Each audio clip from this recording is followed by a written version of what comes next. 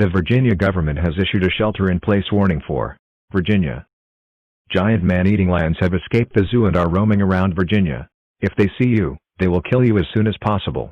If you see one, run as fast as you can to a secure building. To shelter in place, lock all doors and windows. And we have just got a new report that the lions have blown up a nuclear bomb. Get into a fallout shelter.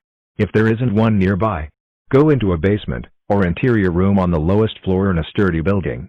Put as many layers as you can from the outside world. Stay away from windows. Make sure you take supplies: clothing, food, water, medicine and other supplies you need. Stay in the fallout shelter until the all clear has been given.